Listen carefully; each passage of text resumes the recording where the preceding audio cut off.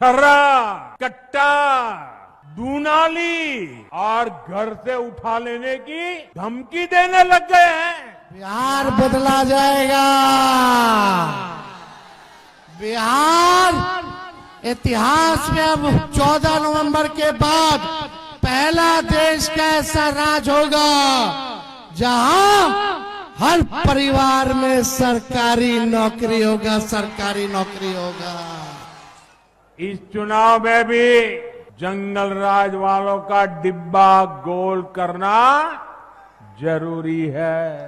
ये दो लोग गुजरात से आकर के बिहार चलाने का काम कर रहे हैं। बताओ सहरसा के लोगों, बिहार को बिहारी चलाएगा कि बाहरी चलाएगा? अरे बिहार को बिहारी चलाएगा कि बाहरी चलाएगा? बिहारी चलाएगा कि नहीं चलाएगा? अच्छा, आपका लाइट जल रहा है। अब आप मुझे एक बात बताइए, जब इतनी लाइट है, हर एक के हाथ में लाइट है, तो लालटेन चाहिए क्या? बिहार विधानसभा चुनाव के लिहाज से आज का दिन इसलिए भी महत्वपूर्ण है कि खुद प्रधानमंत्री नरेंद्र मोदी चुनाव प्रचार में उतर गए और दूसरी तरफ इंडिया गठबंधन के मुख्यमंत्री चेहरा तेजस्वी यादव ने भी आज से अपनी मैराथन रैलियों का सिलसिला शुरू कर दिया। ये दो लोग गुजरात से आकर के बिहार चलाने का काम कर रहे हैं।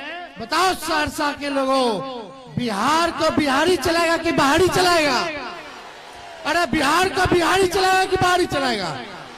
बिहारी चलाएगा कि नहीं चलाएगा? प्रधानमंत्री नरेंद्र मोदी ने बिहार वासियों को फिर से थोड़ा सा संवेदनात्मक रूप से जोड़ने के लिए जननायक कर्पूरी ठाकुर के गांव का एक कार्यक्रम रखा, उन्हें याद किया और उसके बाद कार्यक्रम का आगाज किया।